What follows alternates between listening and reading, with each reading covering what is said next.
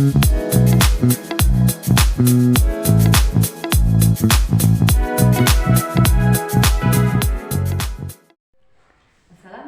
warahmatullahi wabarakatuh. Perkenalkan, nama saya Sari Asyilatus Solihah, nomor induk mahasiswa 240701119, Fakultas Ilmu Pendidikan IKIP Siliwangi, Program Studi Pendidikan Guru Pendidikan Anak Usia Dini. Video ini ditujukan untuk memenuhi tugas mata kuliah Pendidikan Kewarganegaraan dengan dosen pengampu Bapak Acep Haryudin MPD.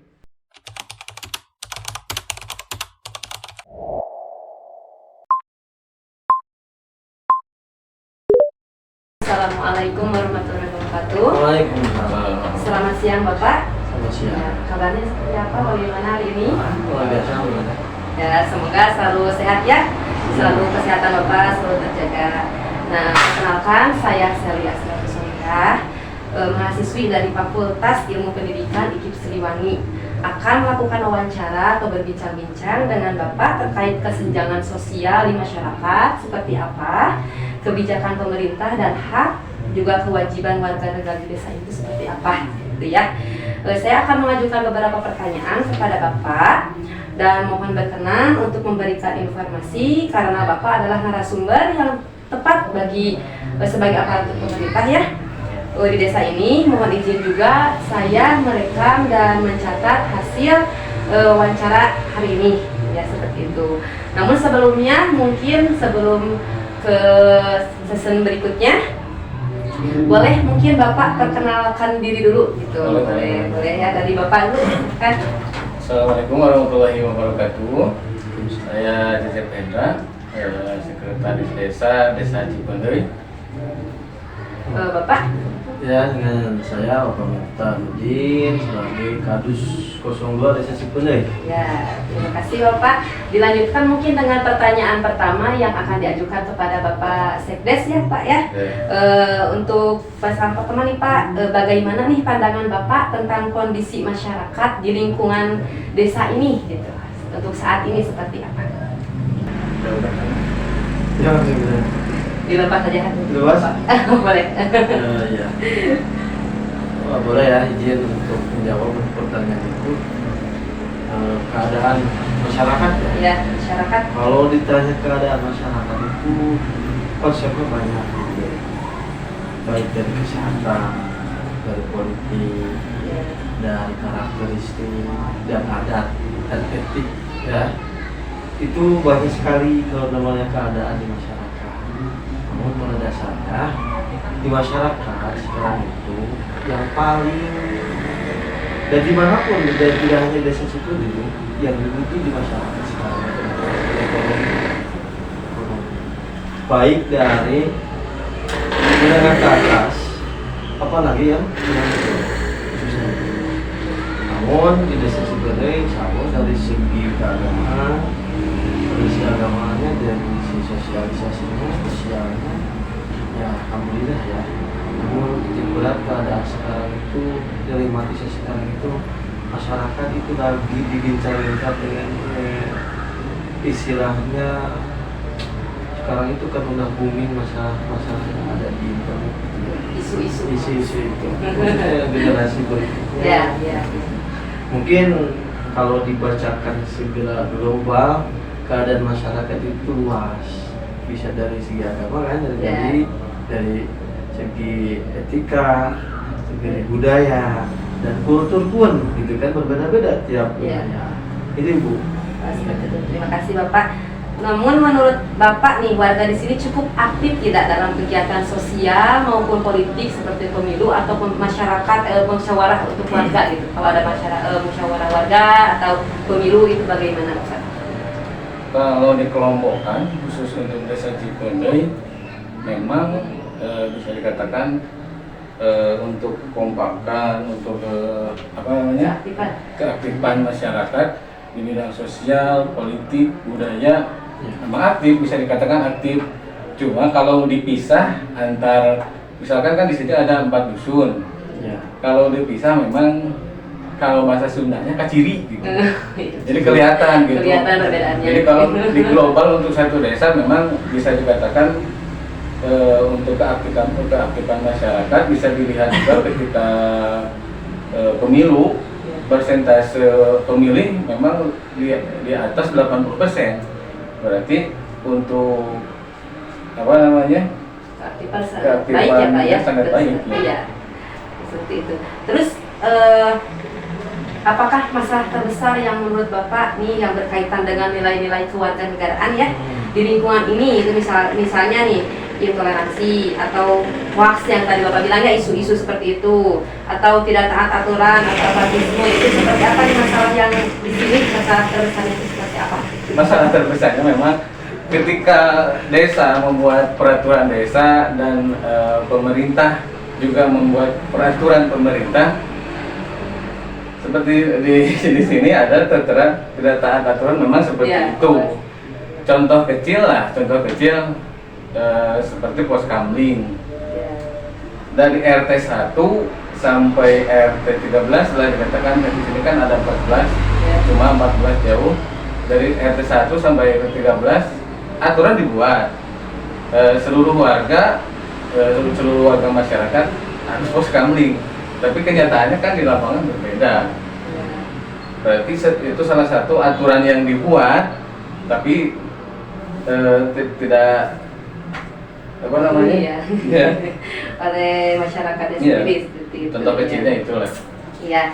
Berarti di sini ya, apakah masyarakat di sini memahami hak dan kewajibannya sebagai warga negara, contohnya gitu? Harusnya Seperti itu. Harusnya Namun seperti itu, ya. Ya seperti itu masalahnya ya Pak ya. Iya, seperti kan gini, bantuan yang disalurkan dari pemerintah ke masyarakat banyak. Iya. Bahkan hampir 40% warga masyarakat mendapatkan bantuan. Ya. Tapi kenyataannya jadi pengelompok, jadi seperti kerja bakti juga, jadi berkelompok. Iya. Yang satu yang punya bantuan, yang satu kelompok lagi yang tidak punya bantuan. Jadi yang cenderung lebih ke kerja bakti itu yang punya bantuan, tapi yang tidak dapat bantuan ya. Jadi begini ya, menuntut hak tetapi kewajibannya Iya, tidak dipenuhi iya, seperti seperti itu itu. ya Pak ya. Ya. Terus dilanjut lagi ya untuk pertanyaan berikutnya. Apa nih dampak dari permasalahan tersebut dalam kehidupan masyarakat sehari-hari? Boleh Bapak dilanjut. Jadi ini ya, kalau masyarakat itu pada dasarnya di suatu kelompok organisasi atau misalkan yang paling di desa, masyarakat itu karena di kedepannya hukum adat dan kultur yang saya bilang di awal itu bisa berubah dengan keadaan, dengan kebiasaan yang baru misal, dan itu kata Pak Sekdes betul, ketika ada bantuan kadang mesti ada bantuan. Dulu kan jarang ada bantuan, tapi Ya. Dilihat segi kelompok dan istilahnya non-blok lah sehingga Ya, ya. non-blok itu tidak ada. Jadi kalau misalkan ada apa bersih-bersih barang jumisi atau misalkan itu ya gabung. Ya. Nah, dikarenakan ada bantuan gitu kan, Iya. mungkin itu ada efek juga. Mungkin. Cemburuan sosial. Ada juga positifnya membantu, keluarga Iya. juga ada efek juga dikarenakan apa? Jadi adanya istilahnya cemburu sosial di sini. Iya. Nah, itu efek. Karena apa? Suatu aturan yang dikeluarkan oleh pemerintah apapun itu pasti ada efek. Namun efek itu menyuruh ke positif atau ke negatif. Ya. Nah di sini, jadi pada dasarnya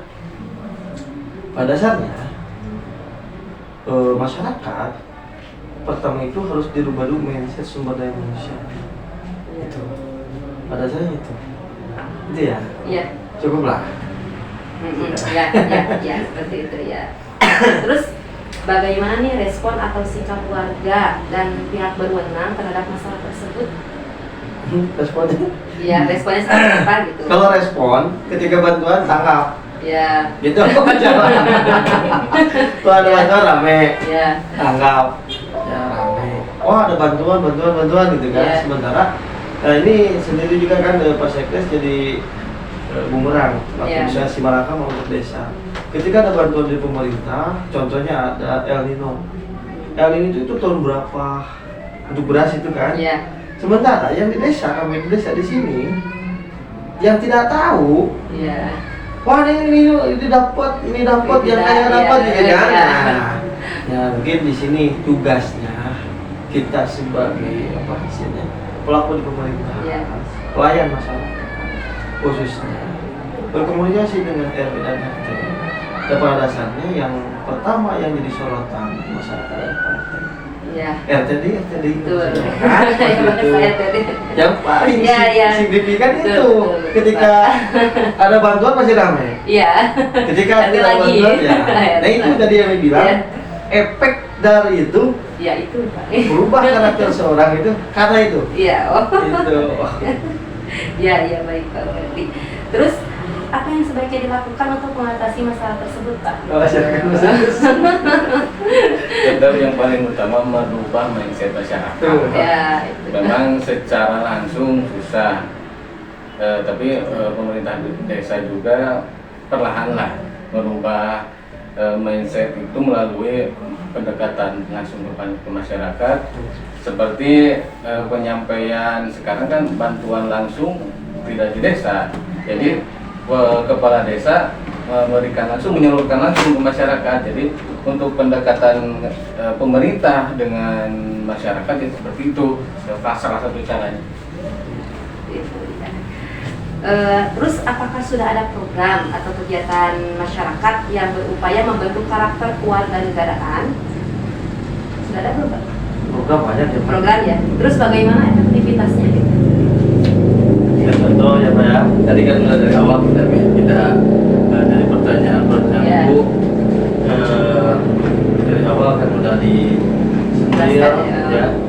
ya karakter untuk mengubah untuk kewarganegaraan khususnya menumbuhkan kesadaran antaranya program-program itu setiap minggu tiap hari contoh fungsi Ya. itu merubah mindset seseorang itu tidak hanya untuk bersih-bersih saja. Kadang kita warga negara, warga Indonesia, Republik itu mencari gotong royong, ya seperti itu. Tapi memang dari efek pertama kan ya, jadi bantuan yang diberikan pemerintah seperti bantuan yang sudah ada menimbulkan efeknya itu jadi darai gitu. Ya, Kewajiban. Kepaksa. Kepaksa, ya. Kepaksa. Ya, kepaksa.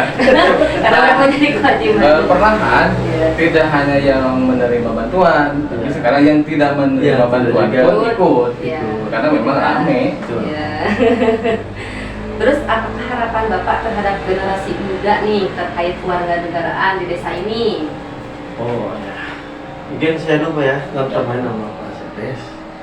Khususnya saya ya, karena saya juga terlahir dari sarjana pendidikan dan lulusannya sama juga sama Ibu dari KIP Siliwangi. Alumni. Oh, Pak Eris Adriana, ini Oh, Pak dari Eris, Bapak ya. di sini ya.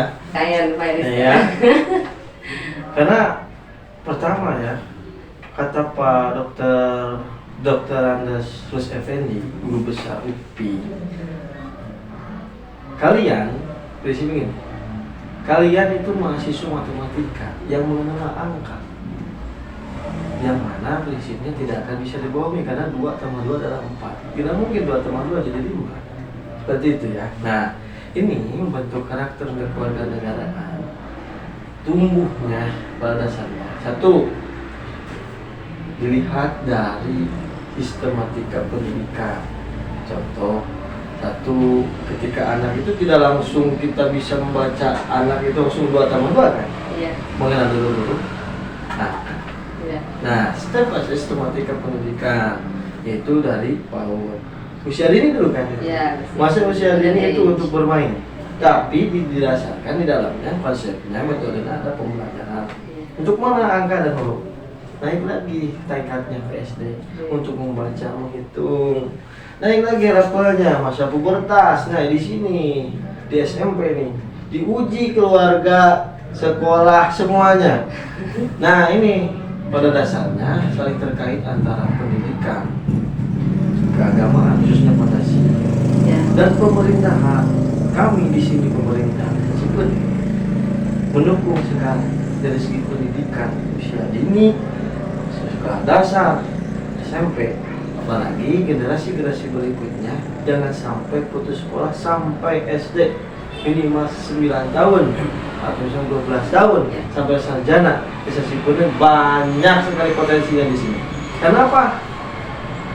Kami Desa Cimpendey dengan sumber daya dengan penghasilan Desa Cimpendey, APBD Desa Cimpendey yang begitu luar biasa, insya Allah kami ingin mendongkrak juga dari segi pendidikan, apalagi menemukan kesadaran sumber daya manusia dalam pendidikan dan kewarganegaraan khususnya. Karena harapan saya Desa Cimpendey ingin maju.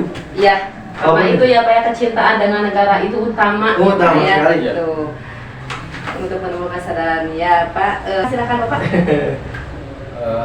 Apa? Untuk harapan Bapak nih terhadap harapan. generasi muda terkait kewarganegaraan. Sedikit sih.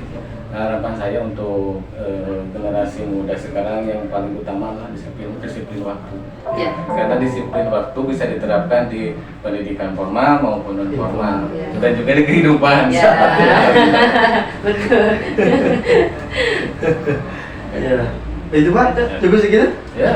Harapan kalau harapan Pak besar. Besar. Semua punya harapan.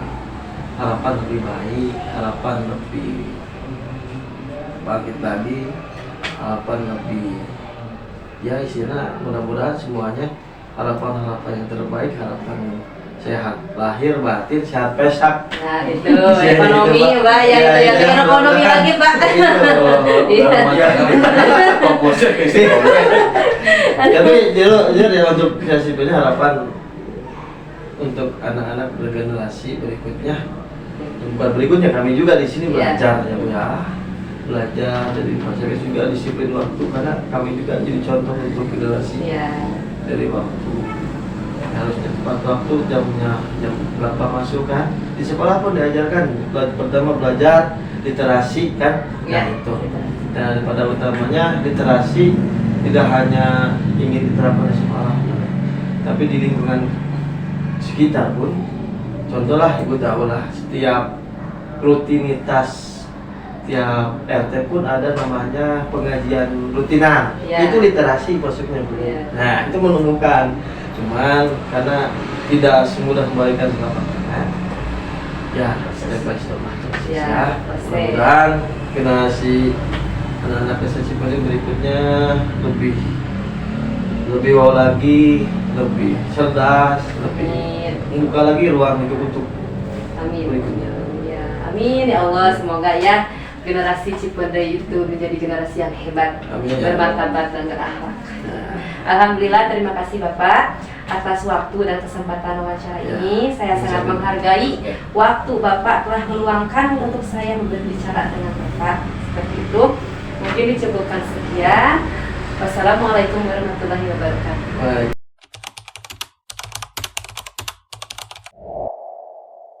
Masyarakat saat ini menghadapi berbagai dinamika, mulai dari bantuan pemerintah yang berdampak pada kesejahteraan, namun juga memunculkan tantangan baru seperti kecemburuan sosial dan menurunnya kesadaran akan tanggung jawab bersama. Ketidaktaatan terhadap aturan desa serta rendahnya partisipasi dalam kegiatan sosial menjadi sorotan utama. Meski begitu, pemerintah desa terus berupaya menanamkan kesadaran melalui program-program seperti Yungsi, Poskamli, Syariahan, dan kegiatan lainnya, dan juga pendekatan langsung dari kepala desa. Semua ini bertujuan untuk membentuk masyarakat yang peduli, aktif, dan bertanggung jawab. Selain itu, penting juga memberikan pesan kepada generasi muda untuk disiplin waktu, serta memahami bahwa segala sesuatu membutuhkan proses, serta menjadikan pendidikan sebagai fondasi membangun karakter. Selain itu, penting juga memberikan pesan kepada generasi muda untuk disiplin waktu, memahami bahwa segala sesuatu membutuhkan proses, serta menjadikan pendidikan sebagai fondasi membangun karakter. Dengan peran keluarga dan masyarakat yang memantau dan menumbuhkan rasa cinta tanah air. Dengan kerjasama semua pihak, maka harapan akan terbentuknya masyarakat yang tangguh dan berdaya akan lebih mudah tercapai.